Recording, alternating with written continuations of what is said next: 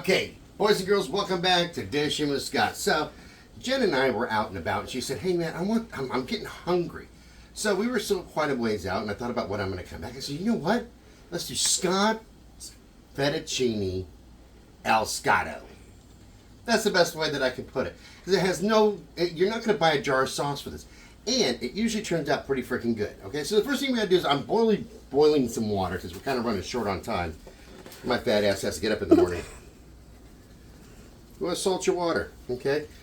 About that much. You see that right there? It's not very much. It's about a teaspoon. Throw it in there. Then, okay, there's a ton of pastas out there. Buy ours because it's GMO, organic, and bug fart, or whatever the freak it says, okay? Just go to Walmart, for fuck's sakes. Okay? It's like $1. Open up your box. Jen just spread her legs. That's great, honey. Nope, didn't. That's the wrong dish, honey. It's not seafood buffet. Take out your fettuccine. So there's differences in pastas if you don't know. Fettuccine is more of a long flat as opposed to spaghetti, which is long and cylindrical. We're going to put it in the pot. We're going to let this boil for about 12 minutes-ish. Then we'll be back. Okay, so while our pasta is boiling, okay, take a little bit of your olive oil. I want you to go on a medium heat, okay, but let your skillet heat up first. People will throw things inside of their pan before it's ready. Run your hand over it. Don't touch it. You feel the heat coming off of it. I want to reduce that just a little bit down. So if you have an electric stove like me, I've got mine right now on about 5.5. A little bit of our olive oil. Okay, just like that.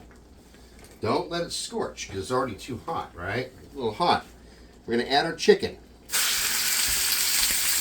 You're going to thinly slice your chicken breasts. Okay, I have 2 chicken breasts right there. Oh, this is right up here.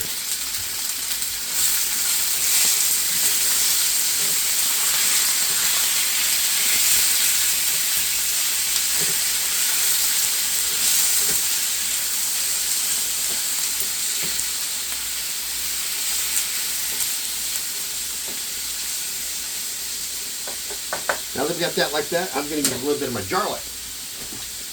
You have it out. I do. Oh, it's right in front of me, isn't it? Don't try this at home. Turning around in a small kitchen. What did I tell you guys before? I like it garlicky. I'll have that much garlic in it.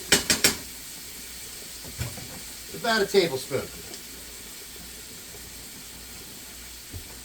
So now, get that all mixed in there, just a little bit.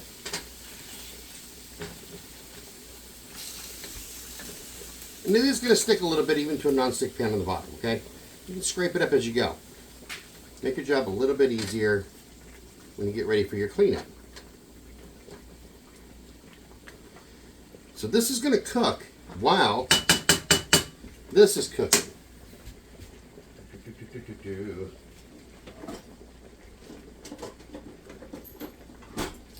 I'm looking for something I can use for pasta to separate it, but I think it's in top shelf. Top. is it? Oh, certainly it is.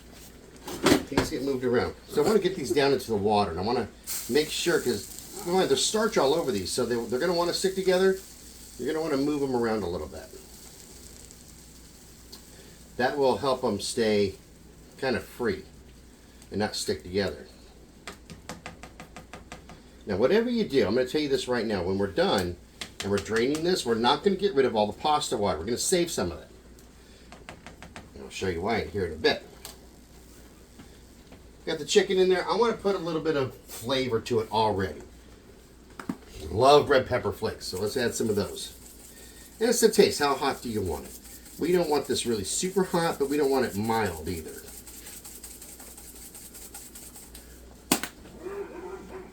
That outside, if you can hear it, is my dog being a butthole.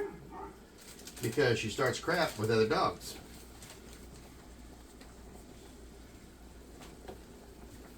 There we go for your little parsley flakes.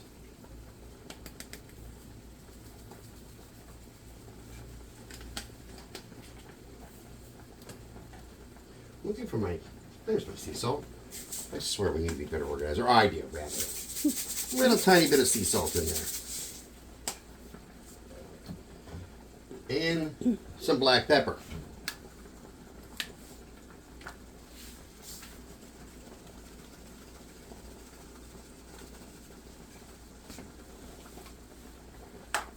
Get that a nice stir so that way there it all gets in there.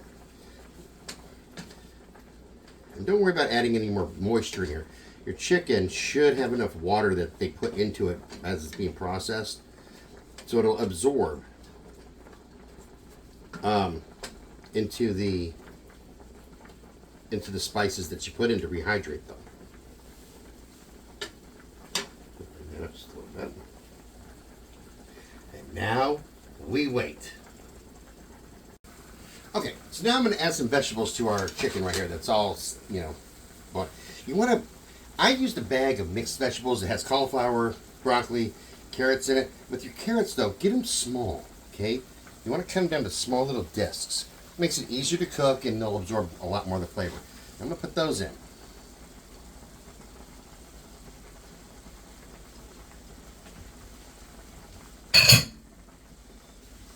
Clean as you go.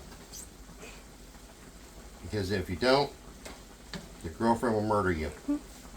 I know, she tried to stab me last night. Now your secret's out.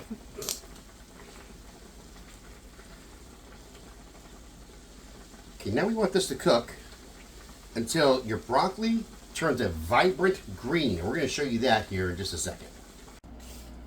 Okay, drain my pasta. Okay, I put a little bit of pasta water back in there. Take my pasta, throw it back in.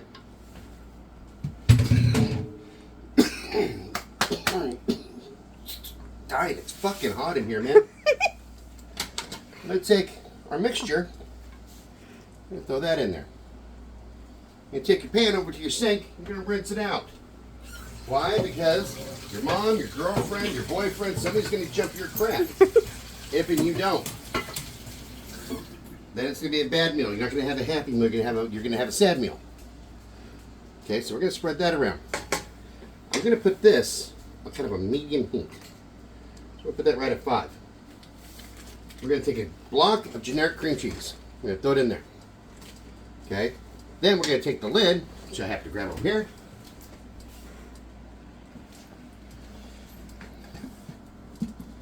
We're going to cover it up and we're going to let the heat do its own work. We're going to let it melt that cream cheese. Then we're going to see where we're at from there. So we'll be right back.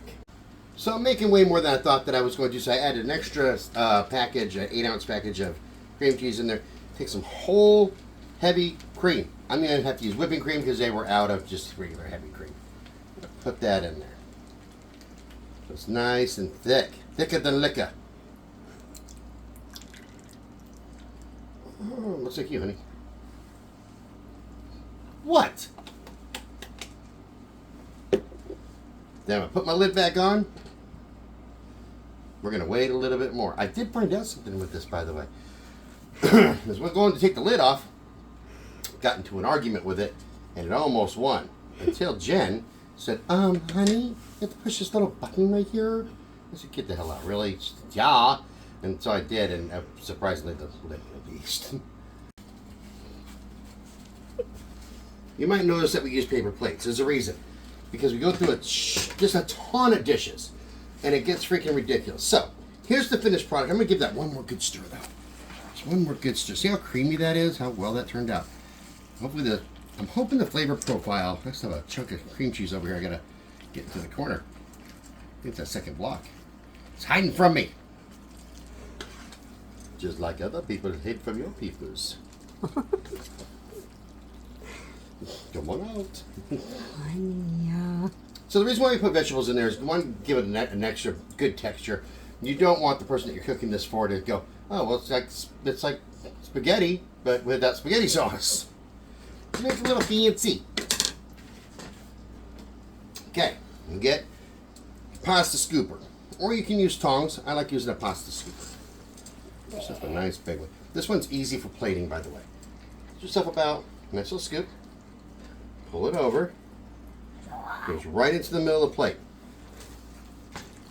Don't give me that hand. You're getting what I get you. No. What I give you. Okay.